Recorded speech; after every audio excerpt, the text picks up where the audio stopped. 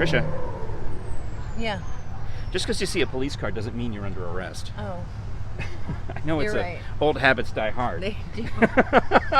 You know what's funny is this Sevier County Sheriff's Cruiser is obviously an old one that was 2007 Dodge Charger. It was donated to Alcatraz East. Right. But they love to tell about how it causes traffic to slow down. Oh, well, I mean, how can you slow down traffic that's not moving? Well, there's certain times of the day. I mean, I realize today the traffic on the parkway is just, bumper to bumper. But you know what? In the evenings, it's not. And it does cause people to slow down, so that's good. So this is the Krisha and Frank show. Yeah, and we're at Alcatraz East. And it's very jail-like. Let's go stand over there. That's the idea. Well, have you ever been to Alcatraz? Uh-uh. Okay, there's a real Alcatraz. Well, I know that. Well, I've been there. When I went to San Francisco. I think I took the boat out Don't to get run over. Alcatraz Island. I think Alcatraz means. Oh gosh, I'm drawing a blank now. What's the Pelican? I think it means like Pelican Island or something. No, that's Flamingo, darling. If you're doing Flamingo. I'm so confused. No, I can be with this neck, with these jowls. I can be Pelican. You can. That could be our next show, the Pelican and Flamingo show. Pelican and Flamingo. So Alcatraz East. Yeah, there it is. It looks like a jail. Step up here. You've never been in. I've never been in. I'm super excited to go in and check it out. It's the new temporary Ted Bundy exhibit we get to go see, and I've been promised that I'm actually going to go get to see some Jefferson Bass stuff. That's right. I'm going to make sure this episode is sponsored by Bone Zones because it'd be so easy not to. Right. I mean, no, wait. It'd be silly not to. It would be so easy to it's do. so What? Yes. This episode sponsored by Vowels. I feel like you with Sunsphere. Leave me alone. You almost cried. I did. I really did almost cry. That was I was lovely. so amazed. My wife was just cheering for you. Our friend Bruce he's elated. I don't know what he says. I love you almost so much. And he did tape construction paper over the screen. In fact, let's drop in that photo. Thanks, Bruce. Thanks, Bruce. By the way, anything you say will be used against you in a court of law. Yep, you send it to us. It's going to be on the podcast. Okay, let's go in and check it out. All right, we're going to meet with Janine Vaccarello, who's in charge of the whole thing. All right, here we go.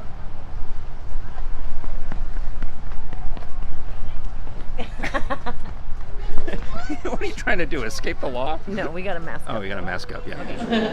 Hey, Krisha. Hey. I love true crime. I love true crime, and I'm already you have a hard time focusing me, getting me in, because I was already gobbling up this exhibit. I know, and I've been to Alcatraz East here in Pigeon Forge so many times, but now there's another new temporary exhibit, and Janine Vaccarello is here. Janine, great job, by the way. Thank you. This just opened on Saturday. I guess, how long is the Ted Bundy exhibit here? We're actually keeping this one for 2 years. Generally, our temporary exhibit. So we could have come next week. Yeah. But I'm glad you're here now. Because of COVID and so many people not traveling, we're doing both this one and our TBI temporary exhibit for 2 years. That's cool. Yeah. That's excellent. Well, this is an amazing display. As we look around, Krisha, what's the first thing that caught your eye? The dental cast. Ted Bundy's a dental cast of Ted Bundy. Yes, that's one of the ways they identified him was from the bite marks on his victims. So this whole exhibit is about Bundy's final days. So he had so many crimes, so many victims, sadly.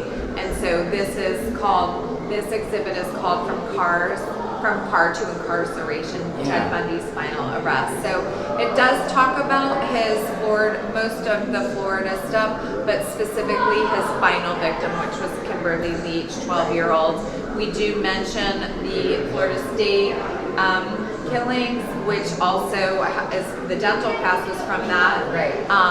Because all the Florida trials were really focused on a lot of the Netflix documentary focused on that. Yeah. So, And you're a Floridian yourself, so you have a certain interest. I think that so many people don't realize how much was in that final arrest, the final crimes that we can use today to our benefit. With all of our focus on, bad, we also try to do a call to action. In this exhibit, the call to action is pornography prevention, because Ted Bundy's final interview, he talks about that it fed his violence. And that is an excellent point. I mean, I've been to Alcatraz, as you know, multiple times, And I've always lingered a little bit longer next to that Volkswagen Beetle, which is right there around the corner from us. We'll take a look at that. That has been on display. You know, one of the 2 Volkswagen Beetles that Ted Bundy owned. But you're pointing out something that we hadn't, got to think about, the missing and exploited angle, the pornography angle. Focus on that, Janine. Yeah, so in Bundy's final interview, he gave warning.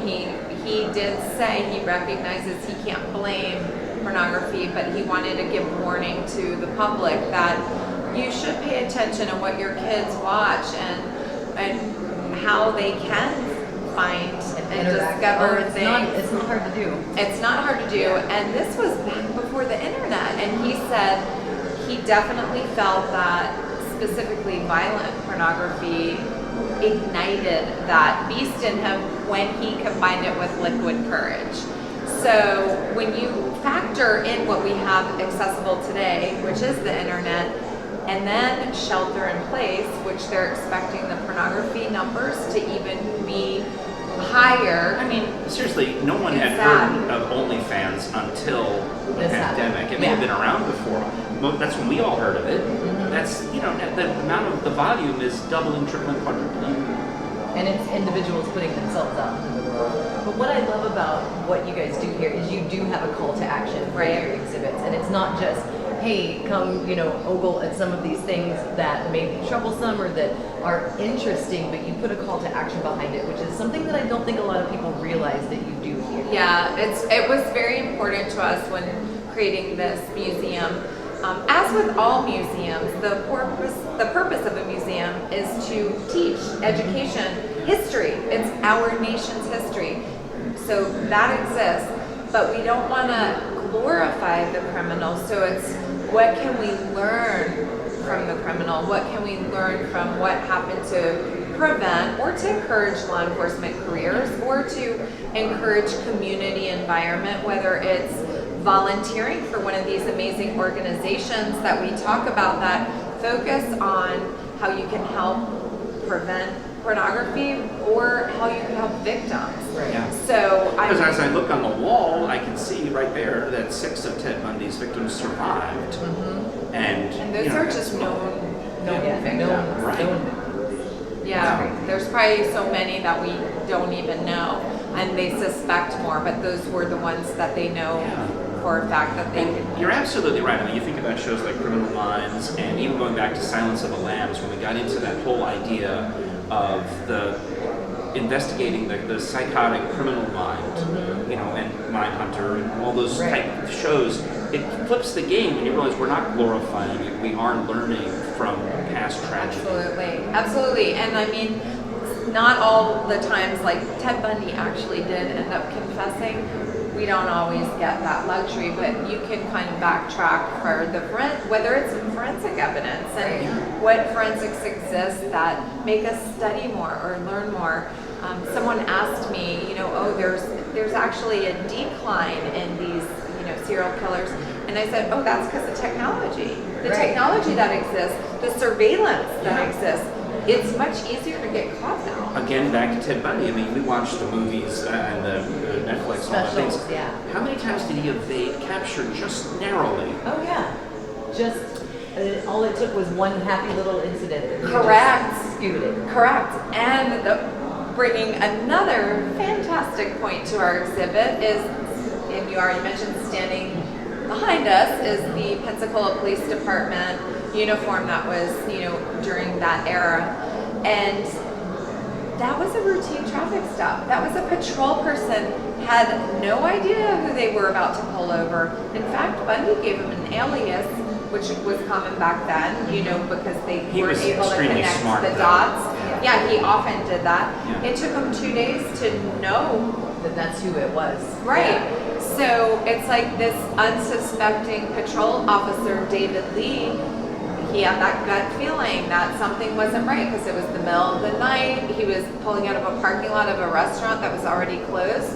And thank God he did have that gut feeling and ran the plates and saw that it was a stolen VW. And so he pulled him over. I mean, he had to wrestle with him. It wasn't just this passive, Right, like, hey, yeah. And thank God that's what put him away for life. Yeah. Is that routine traffic stop. Somebody doing their job and doing it well. And approaching, had no idea that Right. he was approaching an FBI most wanted. Now, before we wrap, Krisha, you mentioned the dental imprint, but also the typewriter. We're going to take a close up of that. Yeah, and we're gonna get to explore a little bit, and I'm super excited. And really, last question: your curation process. How does that kind of work when you start pulling things in? Bundy's a little bit different because we already had so much on him. It just depends on who it is, what the topic is. We always engage law enforcement. I did try to reach out to, because we were focusing on last Kimberly Leach's family through someone that knew her. They've been very private through the years, and I am fine with that. I totally understand it, but I wanted to give honor to her, so we do the quotes of what people said about her. I'm just trying to shine light on this angel in the world now. But so always there's an outreach to law enforcement victims, and then we just work from there and see what is available that we could get our hands on to showcase. And then we also worked with, he's passed away, but Bundy's lawyer for the Kim Leach case, which is the case that executed him, even though he had 3 death sentences, 2 Florida State, and this one, the 12-year-old Kimberly Leach. But it was this one that ultimately put him to death. So this is the one that Wow, all right, so it makes sense. Yeah. which was, the trial was in Orlando. So even though the crime was outside of Tallahassee, this trial was brought to Orlando because Bundy wanted that for fairness. But so this lawyer that represented him, they still had boxes and boxes of all the legal. Yeah, you don't throw that away. All the legal correspondence through the years of Bundy and his lawyer. Well, that lawyer passed away, but his son had everything. So we worked with him on getting everything. So the museum has that as part of our collection. So Janine Vaccarello, we're here at Alcatraz East, the island in Pigeon Forge, one of my favorite. When folks from out of town say, where should I go in Pigeon Forge, I always say Alcatraz East. Yeah. Because, of course, you've got the Dr. Bass exhibit, and I'm completely biased. I work for him part-time, so I'm completely biased. But tell us about... Wait, you work for Dr. Bass? We've not heard that. I know. Yeah, I'm his MC. But anyhow, but what else have you got coming up? First, what's the best way to get in touch with y'all? Alcatraz Website, Facebook, we're very active on both, so either or is great. We appreciate emails. We appreciate guest comments on what you would like to see. Anything different about buying tickets and that experience? I know you've got the social distancing in effect, and thank you for blocking off the areas so we can do you're welcome. the area. Yeah, we did take a lot of precautions for post-COVID reopening, the cleanliness, that we are constantly encouraging the social distancing. And while we're not wearing masks, right now for this interview, we all have them, and we will wear them when we go out into the public roped off an area so that we would be okay, and that makes sense. Yeah, we do require, as with everyone in Pigeon Forge, it is a mandate right now still, at least through the month to require. And what else is coming up for the rest of 2020 into 2021? Well, we did open our TBI temporary exhibit. So typically we have 2 temporary exhibits that are 6 months apart, and then they rotate every year. So that way every 6 months something new is coming out. Like I said, this is because of COVID, we're doing 2 years to give people a chance to see both exhibits. But what we'll do is we'll change items within the exhibit. That's awesome. And then because obviously we were greatly impacted with COVID, we're not changing out exhibits as much as we did. Sense. Think about the fans who weren't able to come earlier this year and don't want to miss out, especially on this unbelievably detailed Ted Bundy exhibit. So that makes sense to stretch that out. So we are planning a human trafficking exhibit area. That's a really, like I said, this pornography directly feeds into human trafficking, which is scary in itself. So we are opening that exhibit, but it might be the end of 2021 or even into 2022. And Krisha, you should go back at Christmas time when they decorate the Bonnie and Clyde car with lights. I need to. That's a joke. We don't do that. I don't. That would be inappropriate. I'm so weird. All the little bullet holes light up at Christmas time. Stop. They twinkle like stars. But we are planning to do a Prohibition event. The end of Prohibition was December 5th, so we're doing something fun for that this year. We figured 2020 is a year people want to celebrate. Yeah. Like the end of the Prohibition. So Now, will we you are be able to find any moonshine nearby? I know, right? We are probably a moonshine capital of the world here, right? Thank you so much for all of these. Oh, you're welcome. We know that you have more to do. You've got a lot of stuff. You're a busy lady. Yes. All right, Janine Vaccarello, it's Alcatraz East. I highly recommend it. Come check it out. Now, Visit. Krisha, you and I get to go explore a little bit. Yeah. Thank you. Thank you. Thank you. Oh, hi. It's Hi. weird because from this side, Ted Bundy is looking down on us from the TV. Yeah. On the TV, he's talking back behind. Yeah. Look at that. Ew. Yeah.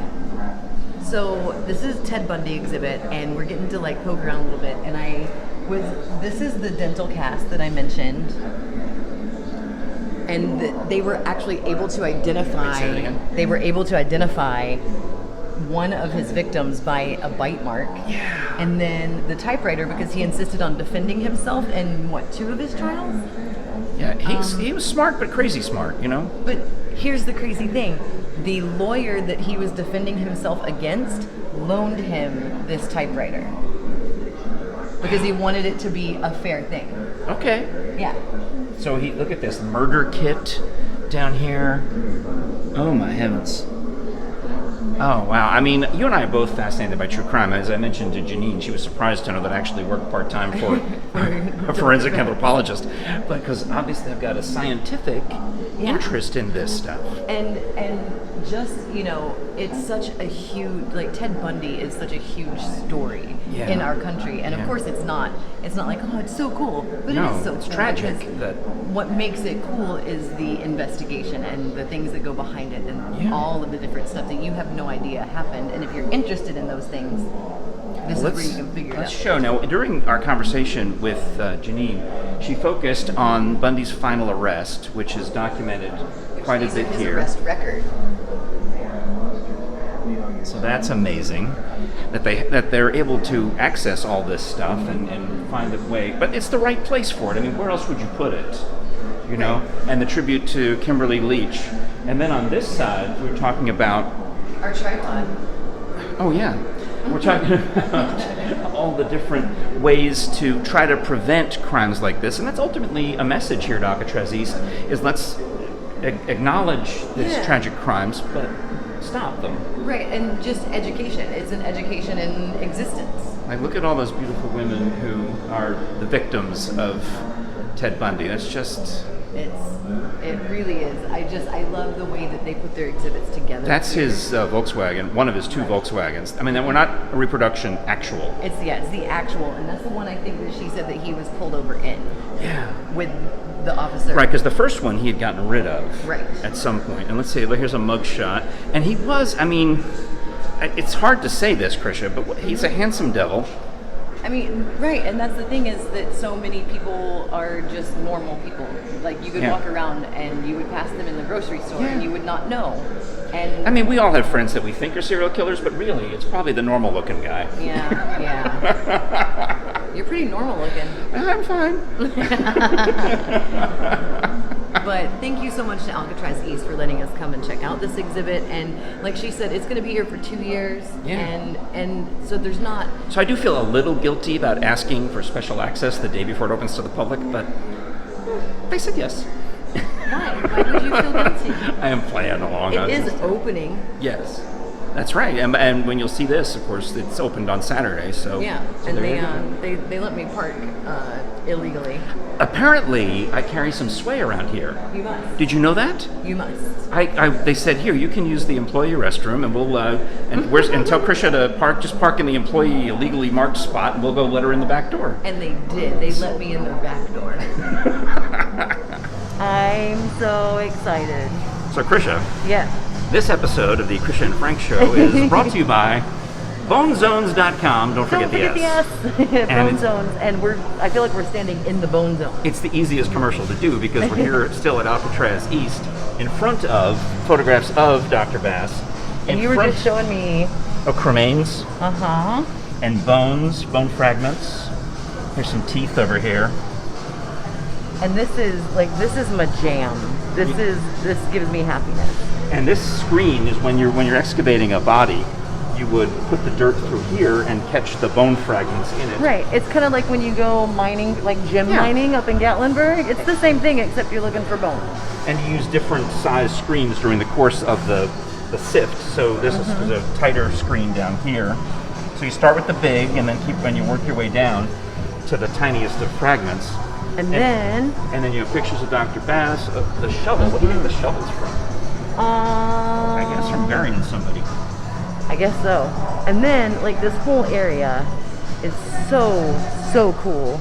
So here are a lot of the Jefferson Bass books. And let me get out of the way. These are what you can buy at bonezones.com. You can get the autographed versions of all of these. Yep. They got the complete collection. And an actual lab coat from Dr. Bass, too. My mom was in nursing school, and she was at the Fort Sanders nursing school. Yeah. And she met Dr. Bass, and he let my mom come to the body farm with him one time. And I don't even know if he remembers her, because I'm sure he's done that with a million students. He's pretty bright, though. But I remember my mom talking about going to the body farm, and so I've always been obsessed with it. And I love it. And I love all the books.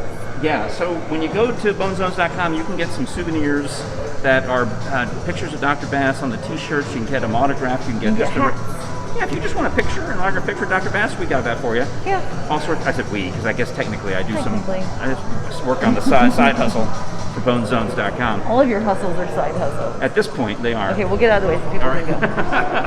But we can continue. Well, now that we're done with the commercial, I can show you a couple other things here in the morgue and crime scene, crime lab. Much where we are. So there's a fake body. Artie was fascinated with the fake body. It's really cool. I had to show him on the video that it's not a real person. It's just a pretend autopsy. And then over this way, it's fingerprints. I want to show you this machine right here.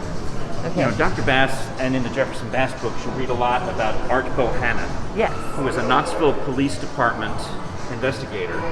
And he was trying to find a way to find fingerprints of children that tended to disappear because they're water-based. Before puberty, your fingerprints are water-based. Afterwards, they're oil-based. So the children's fingerprints would evaporate and disappear, like if they were in a car and he wanted to prove that they had been in that car of their kidnapper. So he invented this machine which takes fumes from super glue and heats them up and blows them onto the whatever it is he's trying to get the fingerprints from. And this is the actual original homemade Radio Shack fan wooden box vacuum tube. And Art Bohannon is Sevier County native, and I feel like I have to be related to him because he spells Bohannon the same way that my maiden name is. So he has to be like my uncle or something, right? Okay. I would think. And then, so that's kind of you see that all the time where they fume for fingerprints on every show with the vapors from super glue. So here's a more advanced version of it where they were showing, they would heat the super glue and fume it in the case to get the prints off the gun.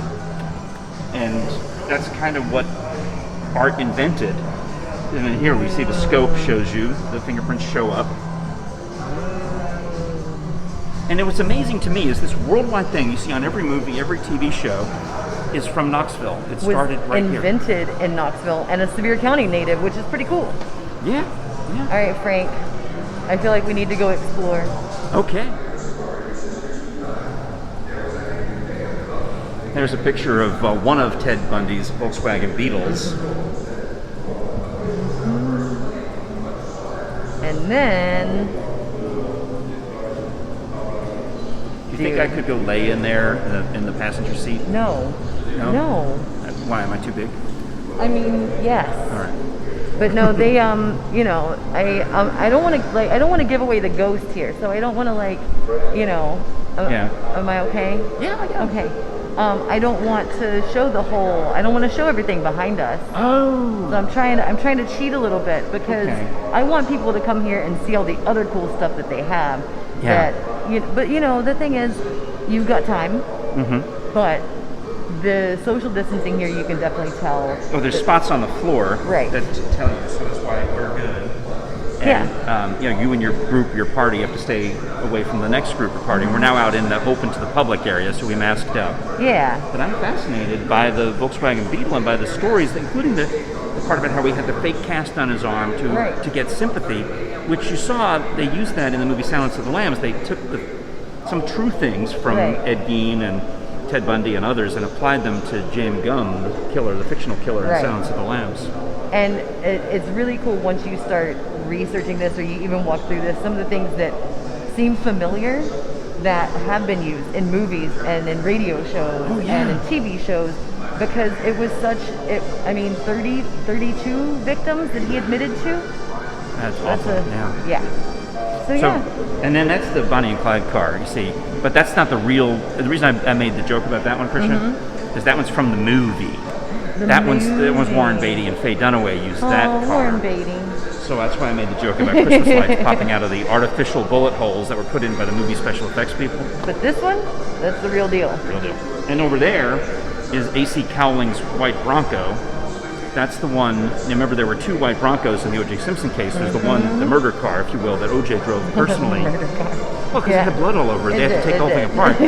And then that one was the one that he tried to escape going down the 405 freeway during the slow-speed chase. 22 miles per hour. And that's the original one also. Yeah. And so Alcatraz East, not only do they have the Ted Bundy exhibition, they also have some Dr. Bass. We got to go over to the CSI lab and check out my friend Dr. Bass and his exhibit, the Art Bohannon fingerprint exhibit. They've got the TBI, the temporary exhibit from the TBI. I mean, they go all the way back to like pirate days and take you through the history of crime as far back as we can conceivably go in this era, and take you all the way up to the modern time through the looking crime scene investigation, then the forensics lab, then famous crimes. They got John Wayne Gacy stuff, serial killer section, assassination section. Yeah, it's a super cool place. Yeah. I've never been in here. Well, let me take you around. All right, we're gonna do it. That was cool. Oh man, that was really cool. I loved it. And we could spend. I mean, last time I was here, I think I spent an hour and a half, 2 hours. Oh, it's easy to do, but I like what they're doing because they're not letting as many people in typically as they would. They're keeping social distancing, but just the stuff that we walked past that we didn't get to see today. As we were coming, I'm like, we have to come back. Oh yeah, we have to come back. And Brian, who obviously remembers me from last time I was here, said we can come back and film some more. We picked a crazy busy time on a Friday afternoon to record this because the exhibit opened, now for you, past tense, on Saturday for a holiday weekend going into fall break for a lot of families. And yeah, it's very crowded in there. And the fact that they were able to actually close off the Ted Bundy exhibit for the few minutes that we were talking. And let us check it out, and we thank them so much. And But also it gave us the opportunity to share that with you. So it was like you got to see it privately. So we hope that you get to come to Alcatraz East. I don't know why I'm moving like my whole body when all I have to do is like move my hand. You could just step forward. No, I could just move my hand, but what do I do? This is like going to be one of those weird ones, isn't it? Yeah. All right, well, thanks so much for watching the Krisha Frank Show on YouTube. Subscribe to our YouTube channel. Follow us on all the socials. You can follow us Twitter, Facebook, Instagram, Krisha and Frank. And also listen to the audio version of this and all of our podcasts on any of your favorite podcast apps. So I'm finding out half of our friends are listeners and half of our friends are viewers. And by that I mean Megan listens and Bruce views. So that's really all I got. That's our friends. I got two. We got friends. And one of them is your child. All right. All right. We'll be back tomorrow with another exciting episode from the podcast Porch. Woohoo! I'm Krisha. And I'm Frank. Bye. Bye. It looks good. You know that looks weird, right?